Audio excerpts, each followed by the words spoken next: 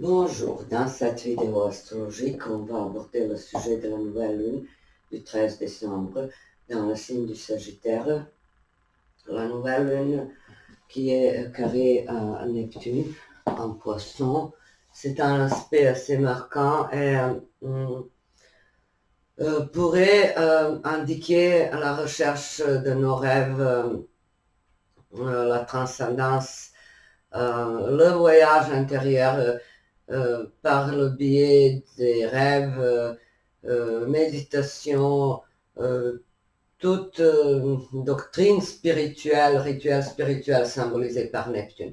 Mais ce n'est pas seulement ça, ça peut être donc une introspection, le début d'une recherche de nos vrais besoins les plus enfouis, donc quelque chose d'émotionnel qu'on cachait, qu'on ne voulait pas que ça remonte à la surface. Donc voilà, une nouvelle lune, je dirais, intériorisée.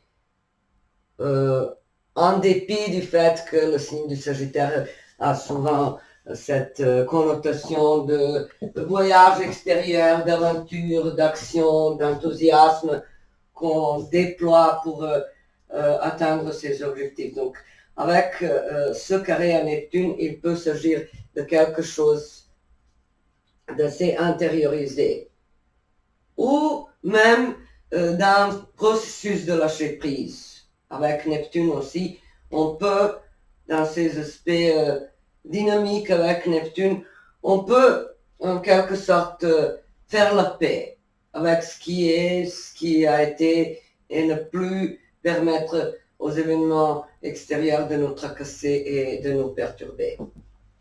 Donc, la nouvelle lune du 13 décembre sur 21 degrés du signe du Sagittaire, Mercure 8 degrés Sagittaire, rétrograde le jour même. Non, je regarde Mercure, il me semble qu'il est en Capricorne, je vais vérifier ça.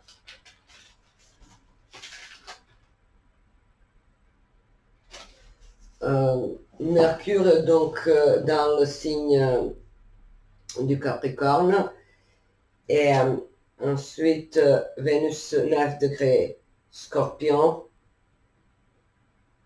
Mars 13 Sagittaire, Jupiter 6 degrés Taureau rétrograde, Saturne 1 degré Poisson, Uranus 19 Taureau rétrograde, Neptune 24 Poisson,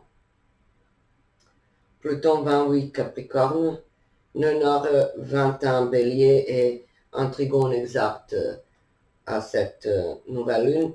Et donc les aspects les plus marquants, nouvelle lune carré Neptune, Vénus opposition Jupiter. C'est ça. J'ai choisi un ouvrage très parlant sur ce décalage, cette divergence culturelle. Et en quelque sorte, c'est la métaphore du caractère étrange de l'autre en soi. Tout ce qui est autre, tout ce qui représente donc un autre univers quelconque, ça nous est étranger. Ça pourrait être donc Neptune, dans le sens que pour nous c'est inconnu. Oui, c'est ça. Donc le film Two Days in Paris, un film de Julie Delpy, qui décrit l'histoire de Marion et Jack. Marion est une Française expatriée aux États-Unis et Jack, son petit ami qui, malgré cette différence culturelle et disons cette étrangeté que l'autre ramène toujours dans nos vies, quelle que soit la nature de ce qui est étrange. Donc voilà, l'étranger, ça aussi, ça pourrait être symbolisé par Neptune, dans le sens que le sens nous échappe. Cet étranger est pour nous un mystère. Il y a quelque chose de secret dans ce qu'on ne connaît pas. Donc, c'est inconnu, que ce soit une personne, une culture, une langue, des coutumes, ça pourrait être représenté par Neptune dans le sens que pour nous c'est un mystère.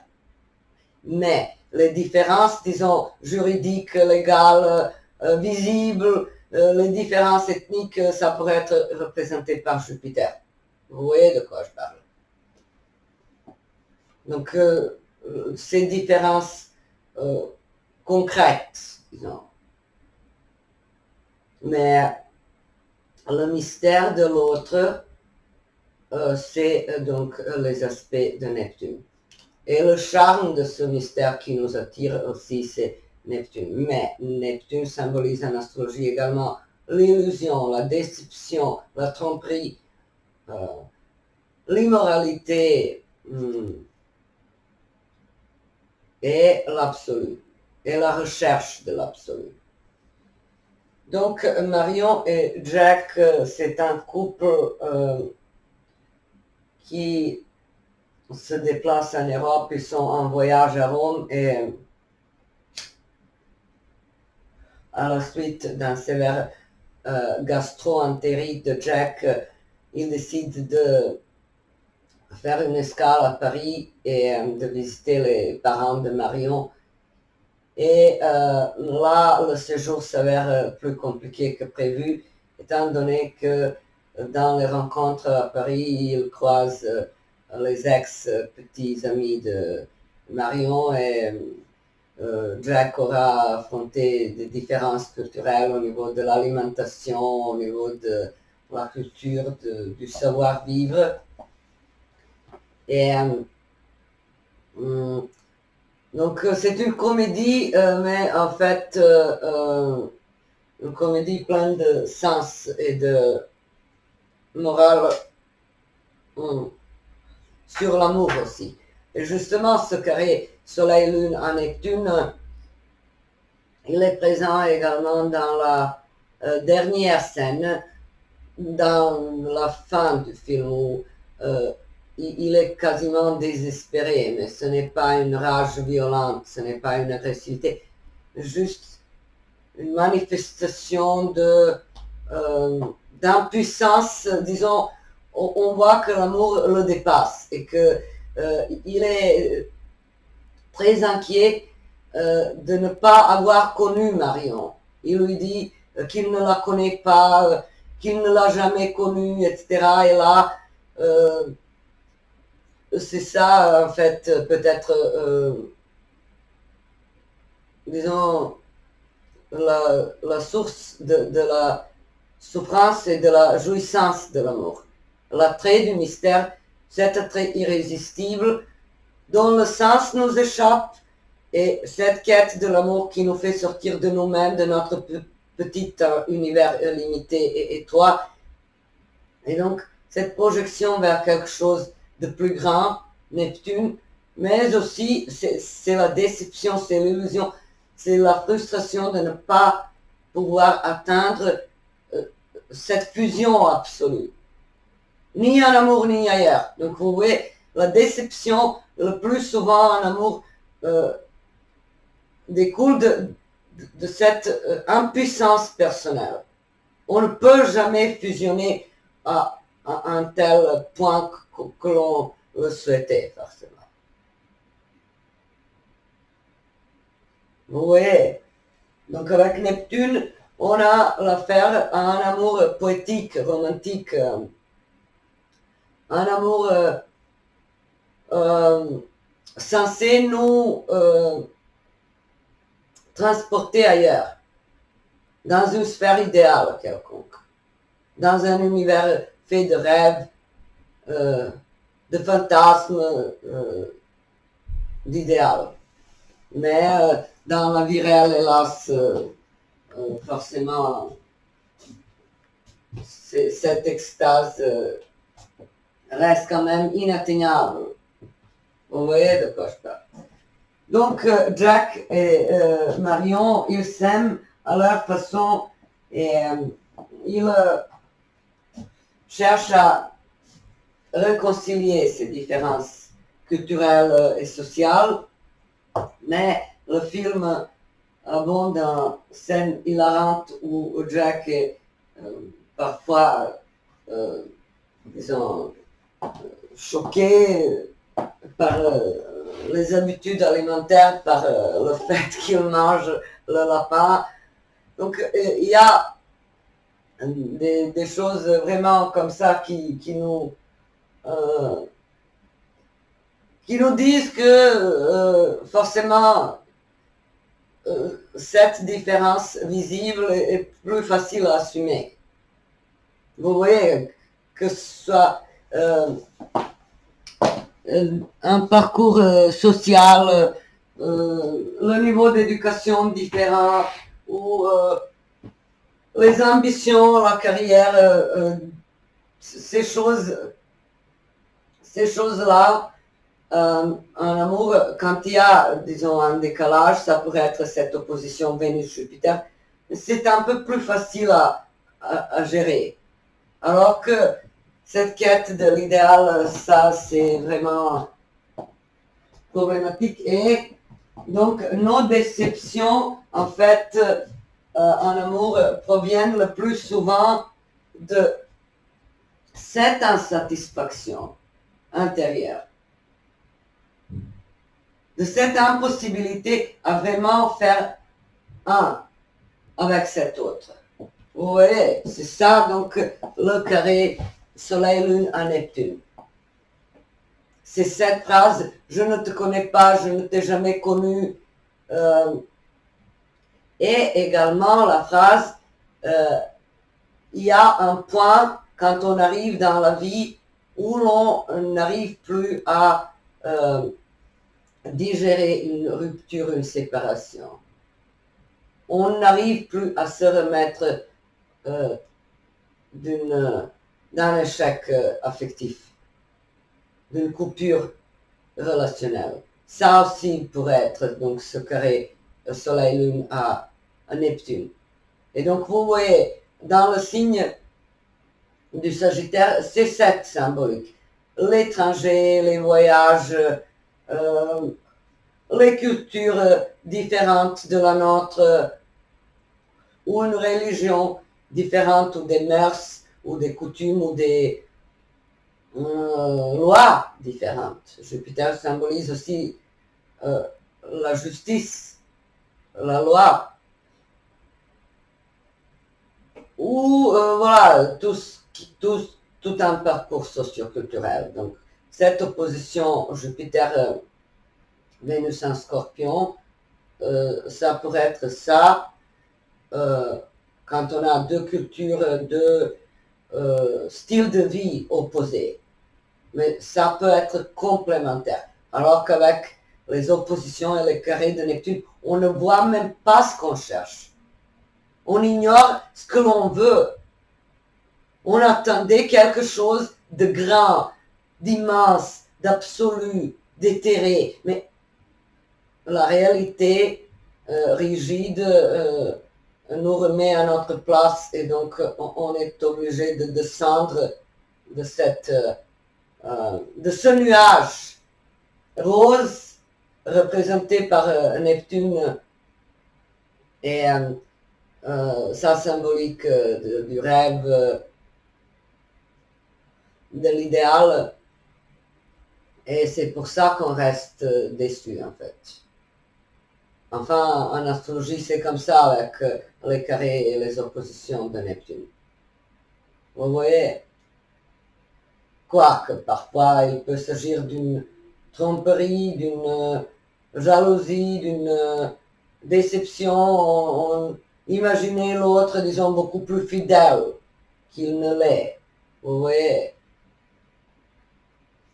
Donc on peut attribuer à Neptune ce type de déception et de réaction déçue. Mais en résumé, ce film nous montre en fait une fin ouverte, parce que dans la dernière scène, on a une danse, disons, effrénée, une danse folle où les deux personnages semblent être de nouveau fusionnels. Comme si c'était qu'on soit capable uniquement par le biais d'une sorte de folie de se rapprocher de cet autre, de vraiment lui appartenir et de le ressentir nous appartenir.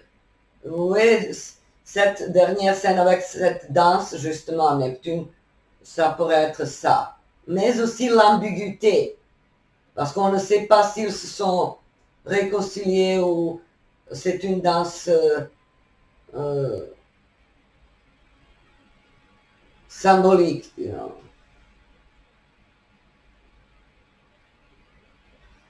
Donc, c'est ça l'ouvrage que j'ai choisi pour illustrer le climat de cette nouvelle lune. Autrement, par rapport à notre propre réalité, avec la rétrogradation de Mercure, bien sûr, l'aspect qui nous met en garde contre les signatures, les transactions, les voyages, les nouveaux débuts au niveau des contrats et négociations. Donc, tout ce qui est nouveauté dans ce sens-là devrait être quand même soigneusement analysé, mûri, laissé en suspens pour éviter les grandes erreurs et les regrets plus tard. Ensuite, Vénus en Scorpion, l'ambiance passionnelle. L'ambiance jusqu'au boutiste concernant l'amour, ça peut donner l'attrait pour quelque chose de interdit, entre guillemets.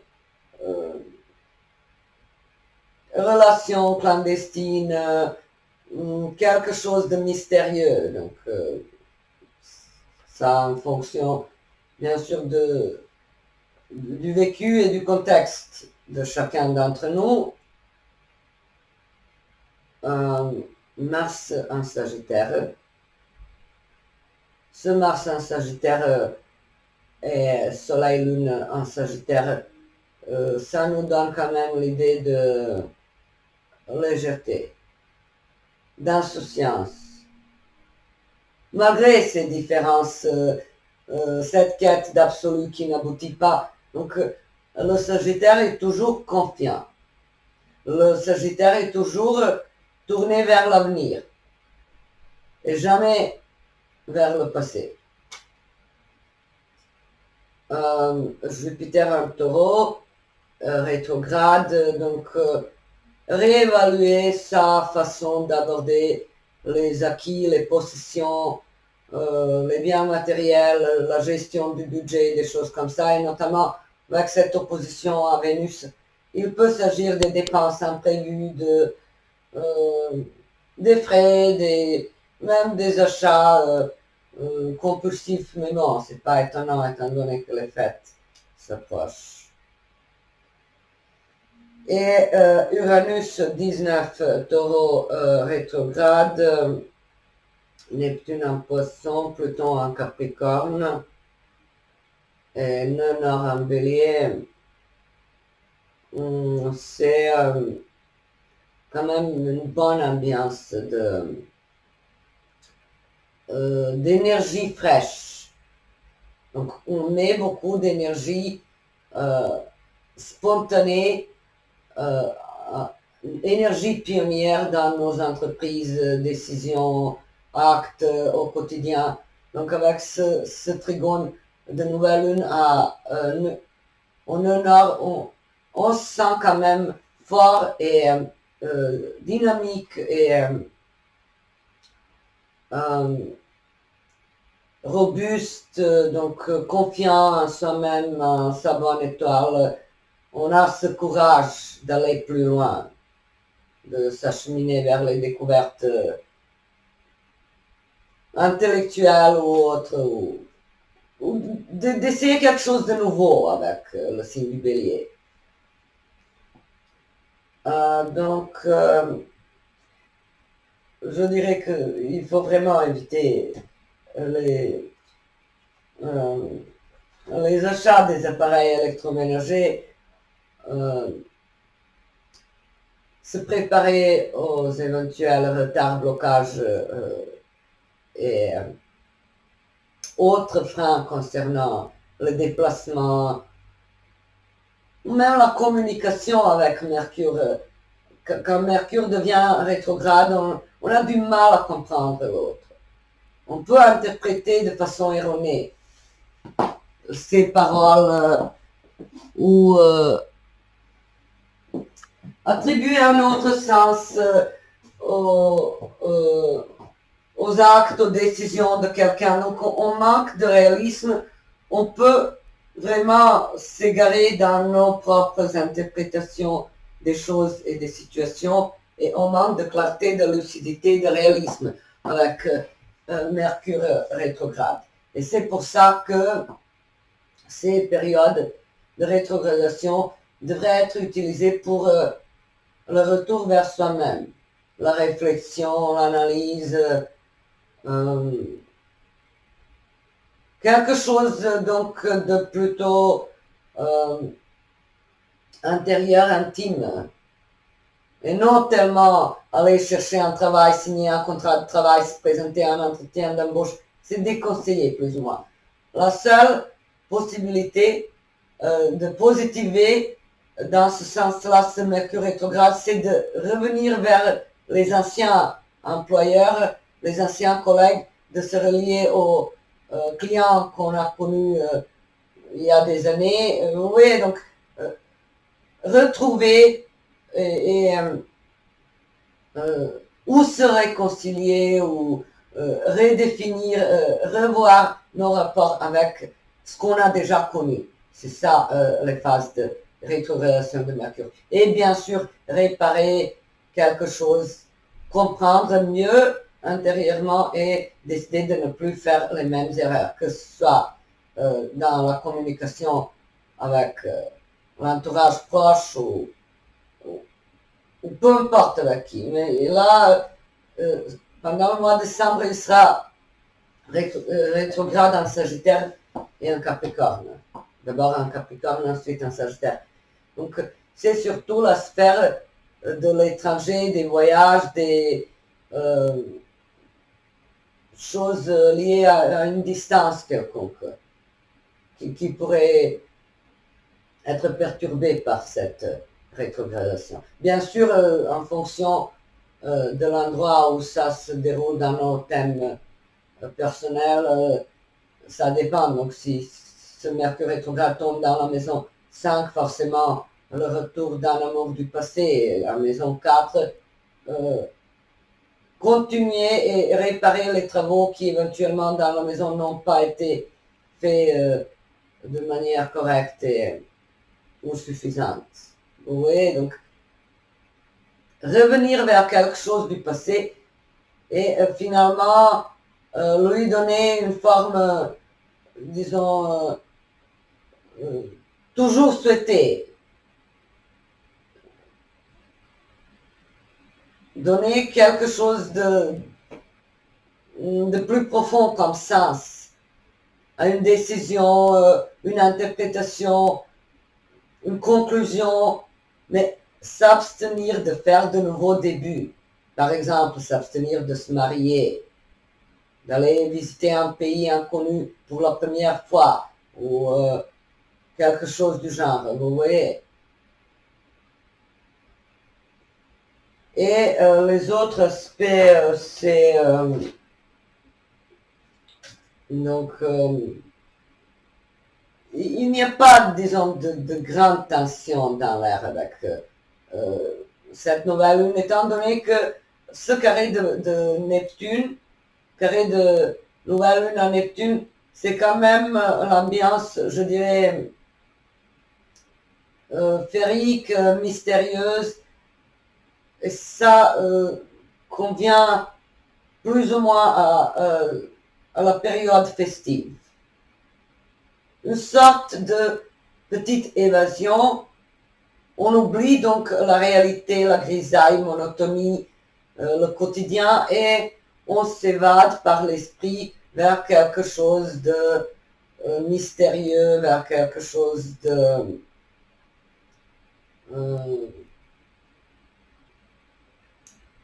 plus pur avec Neptune, c'est ça, vous voyez, un décor de conte de fées, je dirais. Donc, c'est comme ça que je vois cet aspect. Je ne peux pas l'expliquer de manière banale que ça symbolise la déception en amour dans le sens que quelqu'un peut-être nous a été infidèle. Vous voyez, en astrologie, on peut souvent attribuer ces carrés à Neptune à ce type de comportement. Donc déception, illusion, et donc la souffrance parce que tel ou tel nous a trompés, parce que tel ou tel a abusé, parce que il y a eu une arnaque, une fausseté, une duplicité, des mensonges. C'est trop banal de réduire les aspects de Neptune à tout ça. J'ai essayé de vous dire que justement les phrases du film « Je ne te connais pas, je ne t'ai jamais connu », c'est ça, cette tension neptunienne. Vous voyez?